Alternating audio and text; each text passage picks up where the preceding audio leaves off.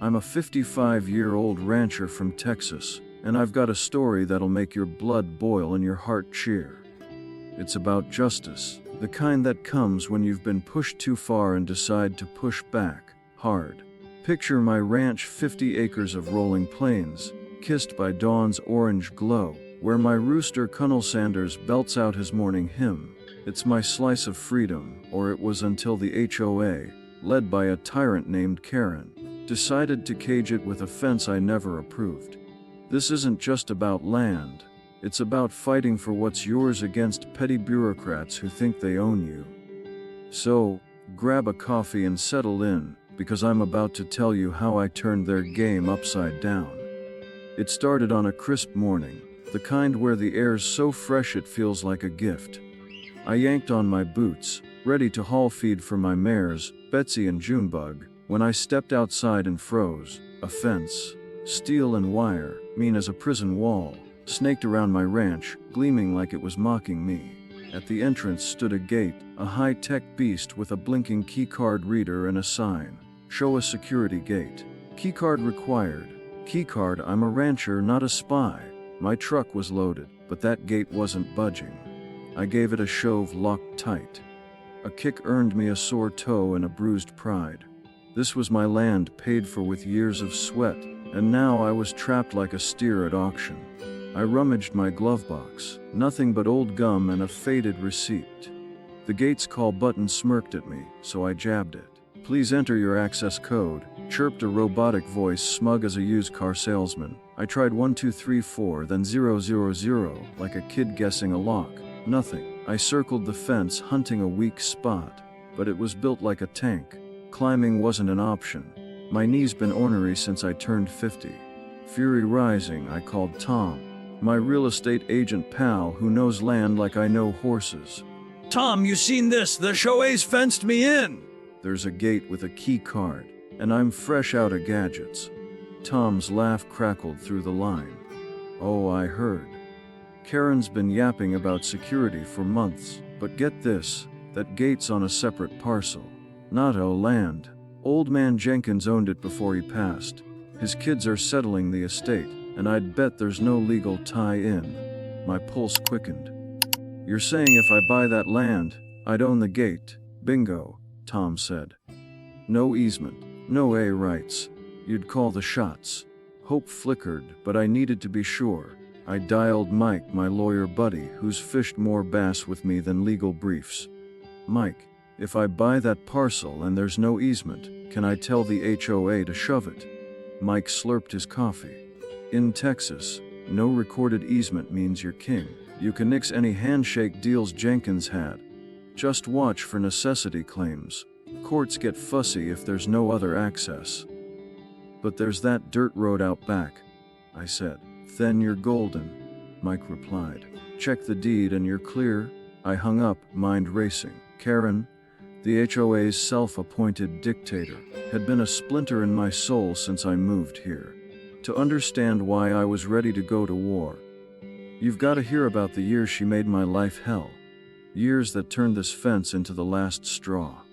5 years back, I rolled into this neighborhood dreaming of open skies and quiet nights.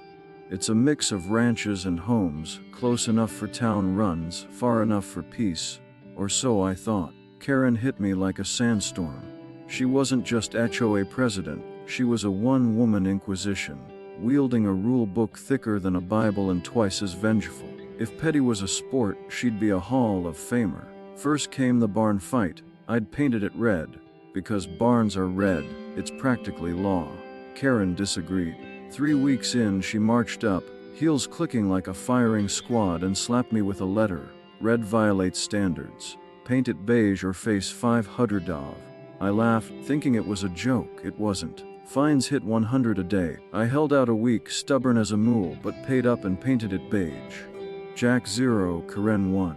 Then my cedar fence posts, solid, perfect for keeping critters out, caught her eye. "Oaks approved," she sniffed. "Cedar's too rustic." "Rustic, it's a ranch." Another 100 fine. I gritted my teeth and paid, but the hits kept coming. Colonel Sanders, my rooster, was next. His crow, a hymn to dawn, was a noise violation. A $50 fine landed for his pre-7 a.m. disturbance. I shot back a note, Karen, the sun doesn't punch a clock, and neither does my bird. She sent another fine and a smirk. I paid, but Cunnell crowed louder, like he knew. The fines stacked up, hundreds for unapproved. This, non-compliant that. It wasn't just me. Bob got nailed for parking his truck in his driveway, unsightly. Susan caught hell for non-conforming flower beds. Tom had to repaint his mailbox because blue was too vibrant.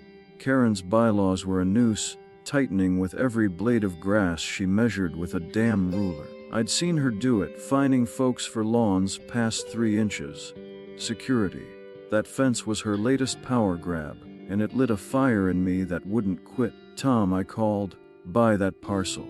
I want it now. You got it, he said, chuckling like he'd just sold a haunted house. A week later, I signed the deed at the title company. Jenkins' kids practically threw it at me, happy to ditch their dad's odd strip of land.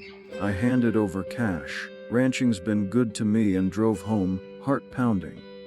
At the gate, Karen was there, clipboard in hand, face pinched like she'd eaten bad chili. Jack, what's this about you buying the land? She snapped. You can't lock us out. I dangled the deed. Oh, I can. It's mine, no easement. Want access? Let's talk about those fines you love. Her jaw dropped, speechless for once. I strolled through my gate onto my ranch, deed in my pocket. But this wasn't just about winning a round. It was about the long game. Those years of fines weren't just money. They were slaps to my pride, my home. Every letter from Karen was a reminder I wasn't free on my own land. The fence locking me in was her boldest move yet, and it woke something fierce in me. I wasn't just fighting for access. I was fighting for every neighbor she'd bullied, every dream she'd tried to beige-ify. Late nights, I pored over Texas state law library, learning no recorded easement meant I held the cards. Informal deals worthless. I called Mike again. If I lock that gate, what's their play? They'll scream necessity, he said. But that dirt road kills their case. You're solid. So, I can lock it? I asked, grinning like a kid with a new slingshot. Legally, yeah. But Karen'll come at you like a rabid badger. Good, I said. Let her try. With the law in my pocket and the deed in my hand, I was loaded for bear. But I wasn't dumb enough to go solo. Karen was a street fighter in sensible shoes. I needed allies.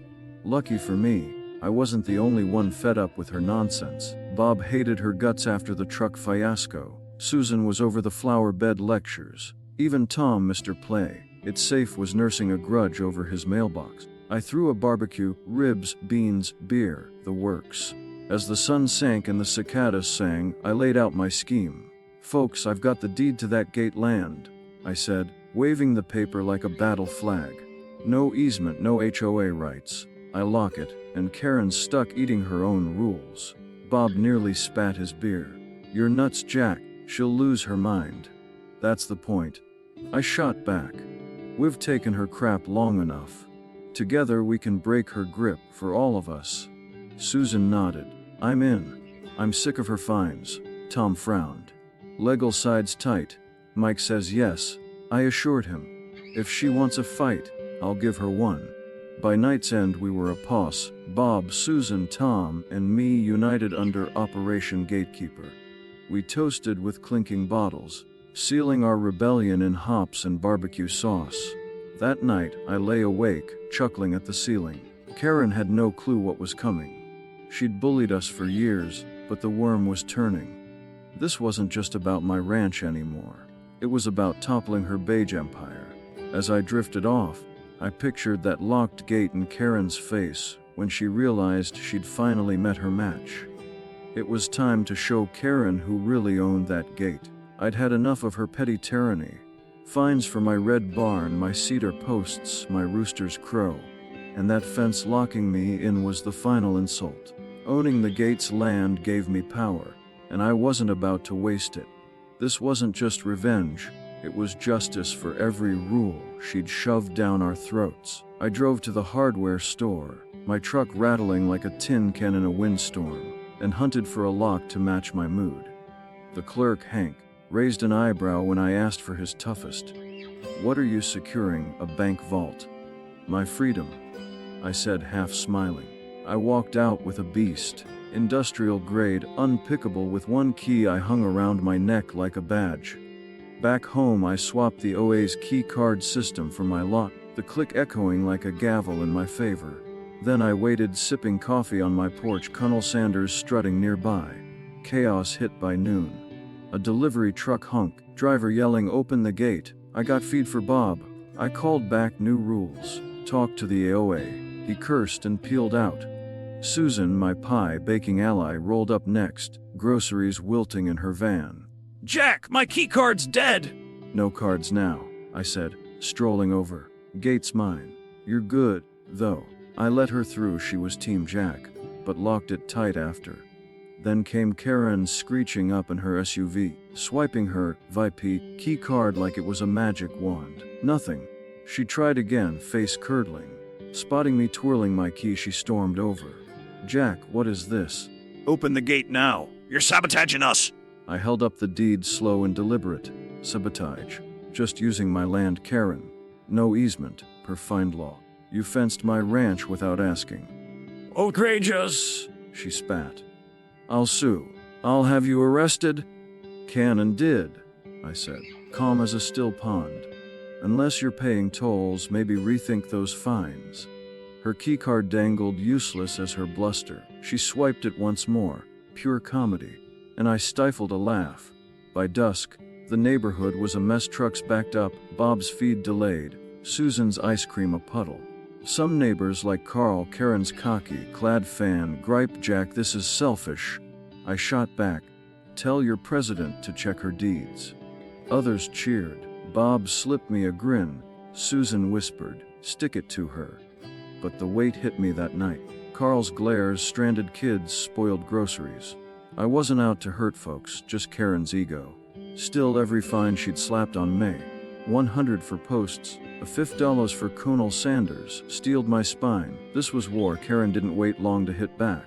2 days later, a courier tossed a cease and desist letter over the gate like it was trash. It claimed an implied easement and community rights, pure legal fluff. I called Mike, my lawyer buddy, who'd rather be fishing than untangling HOA nonsense. "Mike, they're throwing around implied easement like it's gospel. What's the deal?" He snorted so loud I held the phone away from my ear. "Implied. That's what you claim when you've got no paper trail. If there's no recorded easement, and I'm betting my tackle box there isn't, you're fine. Verbal deals don't hold up, per score law. What old man Jenkins tell the HOA before he passed?" "Nothing in writing," I said. Tom checked. "Just a nod and a sure, use the road." "Then they're bluffing," Mike said. "Keep that gate locked. They'll fold when they see the legal bill." Bluffing or not, Karen wasn't slinking away. By day 3 she'd rallied the HOA board. 4 retirees with too much time and not enough sense, like a general assembling her troops. They sent emails to every resident, claiming I was holding the community hostage. Hostage. I was just a rancher enjoying his property rights while Karen's fence choked my land. Pot, meat, kettle. The neighborhood was a house divided. My boss Bob, Susan, and Tom was all in. Bob even snuck me a cold one through the gate, toasting me as the guy who finally stuck it to Karen. Susan baked me a pecan pie, whispering, "Give 'em hell, Jack." Tom, ever the cautious one, double-checked my deed and gave a thumbs up. But the other side, folks like Carl, the khaki-wearing lawn enthusiast, were Team Karen, whining about missed deliveries and community spirit. Spirit. The only spirit around here was Karen's vodka stash, and even that was probably beige. Things escalated when Karen hired a lawyer. A sweaty guy named Gary who rolled up in a suit 2 sizes too small. He met me at the gate, puffing like he'd run from town. "Mr. Thompson," he wheezed, "you're blocking an easement by necessity. Open this gate or we'll see you in court." I leaned against my truck, twirling my gate key. Necessity. There's a dirt road out back, bumpy sure, but legal access. No court's gonna cry for Karen when she built this fence without checking deeds. You might want to read up on fine law before you waste your client's money. Gary blinked, then mumbled something about easements, and I had to bite my cheek to keep from laughing. Easements. This guy was Karen's big gun. I handed him a bottle of water. Poor fella looked like he was melting, and sent him packing.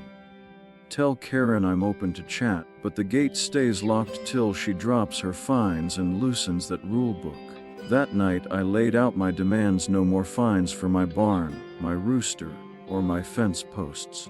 No more chubug nonsense, and a public apology for fencing my ranch without so much as a "pretty please." I faxed it to the HOA office.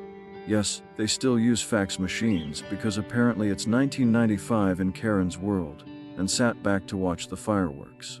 Karen didn't negotiate. Instead, she doubled down, organizing an emergency HOA meeting to address the crisis. The flyer, plastered on every mailbox, was pure theater. Jack Thompson's actions threaten our community's harmony.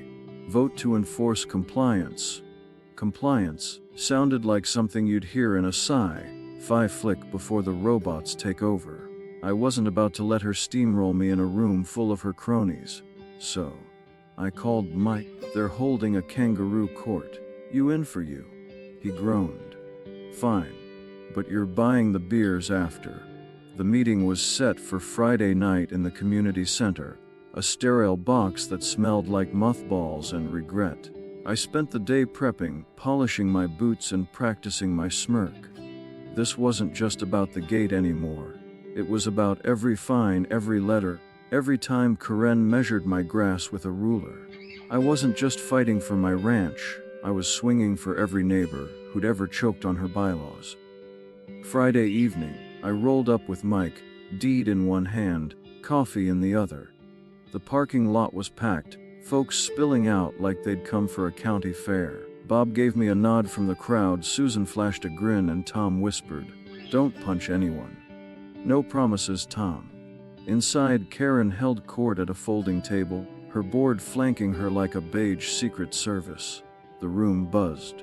Half the crowd itching to lynch me, half rooting for an upset. Karen banged a gavel, because of course she had a gavel, and launched into a speech about community values and ROG residents. I let her ramble, savoring the moment like a steak fresh off the grill. When she paused for breath, I stood, holding up the deed. "Folks, let's cut the bull. This gate's on my land. No easement, no HOA rights. Karen built a fence around my ranch without asking, and now she's crying because I locked my property. Maybe she should have checked the deed before swinging her hammer." The room erupted. Cheers from my side, boos from hers. Karen's face was the color of overripe tomatoes. "You're breaking the law," she shrieked. Mike stepped up, cool as a cucumber. "No easements recorded, ma'am. Texas law's clear. Jack's within his rights. You want to fight this in court, it's your dime, but you'll lose." Gary, the lawyer, tried to pipe up about easements again, and Bob snorted so loud it echoed. Karen banged her gavel, but the tide was turning. Neighbors started shouting, some at me, sure, but plenty at her, fed up with years of her nonsense. They thought they had me cornered, but I was about to flip the script. I had one more move, and it was gonna hit Karen where it hurt, right in her rulebook. There's a moment in every fight when you know you've got when the other guy's swinging wild, and you're lined up for the knockout punch. That's where I stood in the community center, deed in hand, Mike by my side, and a room full of neighbors buzzing like a hive of pissed-off bees. Karen had banged her gavel till it begged for mercy, but her emergency HOA meeting was unraveling faster than a cheap sweater. She thought she'd corner me with her talk of community harmony and implied easements. I had other plans. Karen was mid-rant, accusing me of tearing the neighborhood apart, when I stepped forward, holding the gate deed like it was the Declaration of Independence. "Folks," I said, loud enough to hush the crowd, "let's get real. Karen built a fence around my ranch without so much as a howdy. She didn't check deeds, didn't ask permission, just slapped up a gate on land I now own. No easement, no HOA rights. Mike here's got the law on that. So why am I the bad guy for locking my property? Mike, cool as a winter breeze, slid a stack of papers onto the table. Copies of my deed and a printout from Score Law, highlighting that verbal agreements are flimsier than a politician's promise. No recorded easement, he said. Jack's within his rights. You want to fight this in court, it's your call, but you'll burn through HOA dues and lose.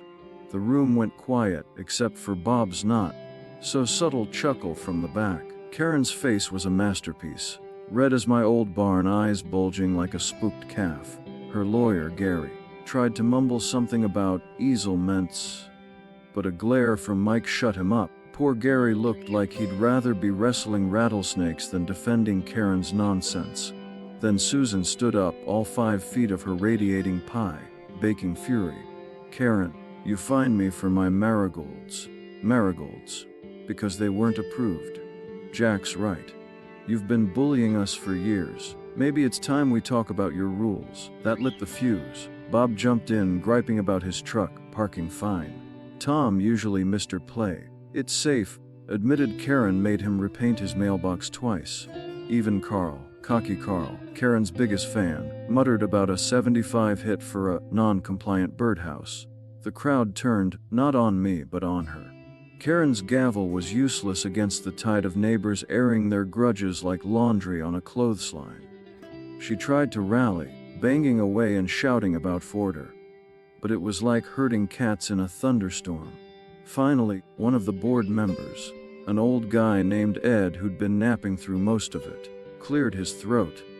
Karen, maybe we should negotiate. Legal fees'll bankrupt us. Karen shot him a look that could have curdled milk, but the board was wavering. They huddled, whispering like kids caught cheating on a test, while I leaned back with a grin. Mike gave me a nod, game, set, match. After 10 minutes of sweaty deliberation, Ed shuffled over. Jack, what's it gonna take to open that gate? I crossed my arms, savoring the moment. Simple. Drop every fine on me. Barn, rooster, fence posts, all of it. Rewrite that rule book to ease up on everyone. Barns can be red, grass can grow, roosters can crow. Oh, and the HOA pays for new key cards, since I'm keeping the gate locked. My land, my rules. Karen sputtered. That's extortion. Nope, I said, dangling the deed. It's leverage. You built a fence on my ranch. I'm just evening the score. The crowd murmured, some cheering, some grumbling, but enough were Team Jack that the board caved. Ed sighed. Fine, we'll vote on it. The vote was a slaughter. With neighbors like Susan and Bob leading the charge, the board didn't dare say no. By a landslide, they agreed. Fines dropped, rules relaxed, key cards on the HOA's dime. Karen looked like she'd swallowed a lemon whole, but she was out of moves. I'd roped her own meeting and branded it mine. The next day, I unlocked the gate. Temporarily, mind you, just to show good faith. Trucks rolled through, neighbors waved, and Bob toasted me with a beer, calling me the gatekeeper. Like I was some kind of rancher superhero. I kept the deed tucked safe, a reminder I held the trump card if Karen got frisky again. The HOA mailed me a formal letter wiping my fines, and a new rule book arrived a week later, slimmed down to something almost human. Barns could be any color, grass could hit 4 inches, and Colonel Sanders was free to crow his heart out. Driving through my gate, I couldn't stop grinning. Sometimes, outsmarting the HOA is the sweetest revenge. Karen was still around, demoted to a regular board member after Ed took the president's chair. She'd mutter about gate etiquette at meetings, and I'd just chuckle. Maybe I'll charge her for smiling next, I told Bob, who nearly choked on his beer. Looking back, it wasn't just about the gate. It was about standing up to bullies who think a clipboard makes them king. I'd fought for my ranch, sure, but also for Susan's marigolds, Bob's truck, Tom's mailbox. We'd all been under Karen's thumb too long, and cracking that grip felt like kicking off tight boots after a long day. Sitting on my porch, watching the sun dip low, I thought about how it all started waking up to that fence, trapped on my own land. Now, I was free and so were my neighbors. Colonel Sanders' crowd, right on cue, and I raised my coffee mug to him. Here's to liberty, buddy. The gate stayed mine, a steel reminder that sometimes you've got to lock out the nonsense to let the good stuff in. I'd probably never be Karen's pen pal, but I didn't need to be. I had my ranch, my posse, and a story to tell for years, and if the HOA ever forgot who owned that gate, well, I still had the key. That's the end of my saga, folks, from a fence I didn't ask for to a gate I made my own. It's been a hell of a journey. I hope you laughed, maybe cheered, and pictured yourself sticking it to your own Karens. Drop a line below, any HOA battles you've fought, any gates you've locked, literal or not. I'm all ears, and I'd love to hear your tales. Till next time, keep your barns red and your roosters loud.